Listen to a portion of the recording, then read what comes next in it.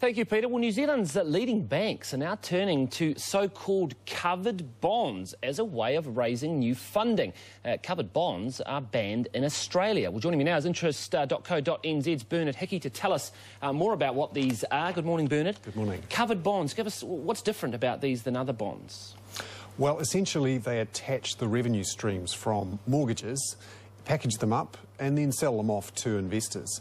But instead of securitised mortgages, the ones we saw in the States and in Australia, these ones remain on the bank's balance sheets. They're quite popular in Europe, and the banks are saying we should have access to these covered bonds to be able to raise funds on international markets and local markets for longer terms. And that's the key thing. They want to find some longer term funding to replace the short-term hot money market funding that they got into a little bit of trouble with before the financial crisis. And the BNZ has just issued some and been reasonably successful just overnight. That's right. Almost $500 million worth of these covered bonds they've sold. And the numbers here are quite large. Up to 5% of total assets could be sold in these covered bonds. That's almost $19 billion. And it could go a long way to replacing a lot of the hot foreign money that's been used by the banks up until now. Banned in Australia, so there's obviously some concerns about these, though. Yes, the issue here is that at the moment, if you're a term depositor, you're first in line if there's any problems with a bank. You're right at the top of the queue. But with covered bonds, the covered bond investor goes to the top of the queue.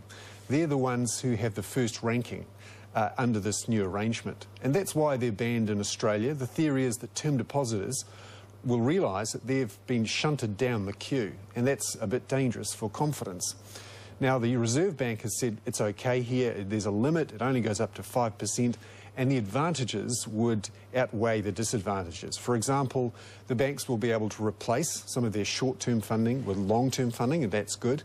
And as we've seen overnight with the BNZ issue, and BNZ is the first, they will be able to sell these bonds to domestic investors, and about 6% the return on these bonds, which are pretty attractive for a domestic investor. And that essentially has transferred some foreign debt to local debt. Well, that's good. That's reducing New Zealand's foreign debt.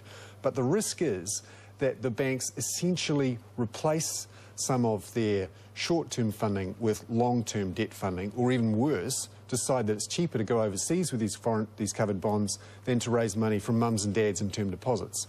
And that would essentially be loading up the banks with more foreign debt, exactly what we wanted them not to do. Indeed. Bernard Hickey, thank you very much from interest.co.nz.